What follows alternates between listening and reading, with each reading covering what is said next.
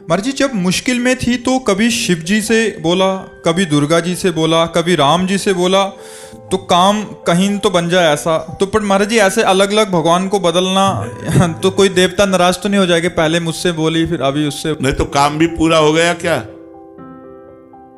काम तो नहीं हुआ महाराज जी। कैसे हो जाएगा? शिव जी को पुकारा तो वो देखने लगे, पहले को दूसरे को पुकारा तो शिव जी ने देखा वो दूसरे के पास जा। देखो हम एक आपको उदाहरण बताते हैं, अगर एक कुत्ता इस दरवाजे में पड़ा रहे कहीं जाए ना, तो उसका ना जाना हमको इतना प्रेरित करेगा कि वो एक दिन भूखा भले रह जाए, दूसरे दिन से भूखा नहीं रहेगा।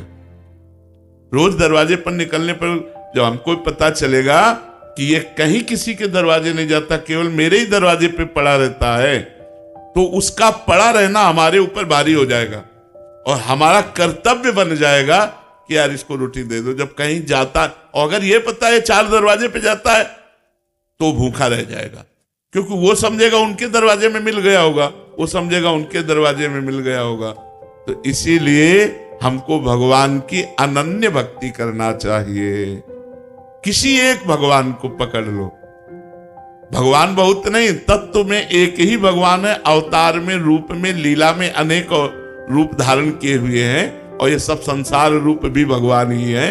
तो हमें एक रूप भगवान का पकड़ना चाहिए कि जैसे गोस्वामी तुलसीदास जी कहते, बने तो रघुवर ते बने और बिगड़े तो भरपूर, तुलसी औरन ते बने ता बनबे पे धूर। यदि बने तो भगवान श्री राम के बनाए बने, अगर किसी और भगवान के बनाए बने तो उसमें धूल पड़े मुझे नहीं चाहिए, तभी अनन्यता आएगी। एक हम आपको उदाहरण बताते हैं महाभारत का। उपमन्यु नाम के एक ऋषि थे, उनके पिता पहले ऋषि मुनि सब जंगल में वास करते थे, गृहस्थ होते हुए भी, तो वो कभी किसी से दान नहीं लेते थे।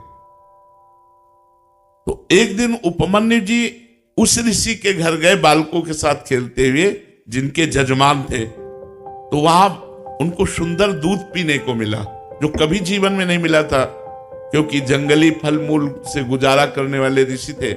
उपमन्यु जी ने अपनी मां को आके कहा, मुझे दूध दीजिए जैसा मैंने उनके घर में पिया। तो उनका, तुम्हारे पिता किसी जजमान का दान नहीं लेते, इसलिए हमारे पास न गाय है, न सुविधा है, न दूध दे सकते हम आपको। वो हट कर लिए तो एक जंगली चावल होता है, उसको पीस करके उन्होंने पानी में पिलाया कि लो। तो उनका नहीं, ये दूध नहीं है।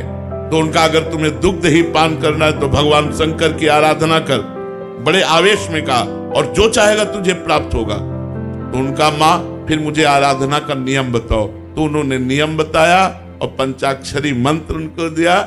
वो 10,000 वर्ष तक दाहिने पैर के अंगूठे केवल खड़े होकर पंचाक्षरी मंत्र हाथ उठा के जपते रहे 10,000 वर्ष तक। भगवान शिव प्रसन्न हो गए। बहुत, वैसे तो आशुतोष है और डरदानी बड़े शीघ्र प्रसन्न होने वाले। अब उन्होंने परीक्षा ली, इष्ट परीक्षा भी लेता है, उन्होंने परीक्षा ली। वो देवराज इंद्र बन गए और नंदिकेश्वर एरावत हाथी बन गए, और जितने शिव पार्षद थे वो सब देवता बन गए, और अंबा जी, भगवती पार्वती जी इंद्राणी बन गए। और उनका वरम ब्रूह, नेत्र खोलो और वरदान मांगो। उन्होंने नेत्र खोला, देखा ये तो देवराज इंद्र का समाज, उनका जो तुम्हारी इच्छा वो मांग लो। उन्होंने प्रणाम किया और कहा, देवराज इंद्र और समस्त देव समाज, आपके चरणों में प्रणाम है, पर आप जाइए, मुझे आपसे नहीं चाहिए, मुझे भगवान शिव से चाहिए। क्योंकि भगवान शिव ही थे तो उपहास करने लगे। तो उनका, सावधान, मैंने ना आपको बुलाया है, ना मैंने आपसे मांगा है, आप स्वयं आए हो तो हम आपको नमस्कार करके वापस भेज रहे हैं।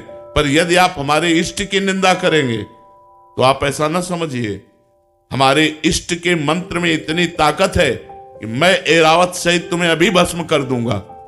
अब चूंकि भगवान शिव थे तो डरने वाले तो थे नहीं, फिर उपहास करने लगे शिव का। तो एक अघोर मंत्र है भगवान शिव का। हम लोग जब संन्यास मार्ग में थे तो उस मंत्र का परिचय हमें प्राप्त है। अगर ये सिद्ध हो जाए तो जो चाहे वो सो कर सकता है। तो उन्होंने तुरंत हाथ में जल लिया। जो ही अघोर मंत्र का संधान किया तो नंदिकेश्वर प्रकट हो गए और उस जल को रोक लिया और कहा, इष्ट मंत्र से इष्ट पर प्रहार करते हो। तब देखा तो भगवान शंकर, पार्वती और समस्त पार्षदगण तो उनका त्राहिमाम शरणागत वत्सल भगवान शिव रक्षा करो। हमने तो देवराज इंद्र समझकर प्रहार किया। बोले नहीं वत्स, मैं तुम्हारी परीक्षा लेने आया था कि देखें तुम एकनिष्ठ हो या केवल अपनी चाह पूर्ति करने वाले, जैसे आपने प्रश्न किया। अब बोलो क्या चाहते हो। तो उनका जो हमारी कामना थी उसकी पूर्ति होनी चाहिए। तो उनका क्षीर समुद्र से, जिसमें भगवान शयन करते हैं, उस क्षीर समुद्र से रोज तुम्हें दुग्ध आएगा। और अजरश्चैव अमरश्चैव, और जब तुम हमें याद करोगे मैं प्रकट हो जाऊंगा। तो अनन्य निष्ठा से ही वस्तु की प्राप्ति होती है। ये जो कि लक्ष्मी जी से बना तो बना, नहीं तो पार्वती जी से बना तो बना, फिर भद्रकाली से बना, कि कोई ना कोई तो सुन ही लेगा कभी, तो कोई नहीं सुनेगा।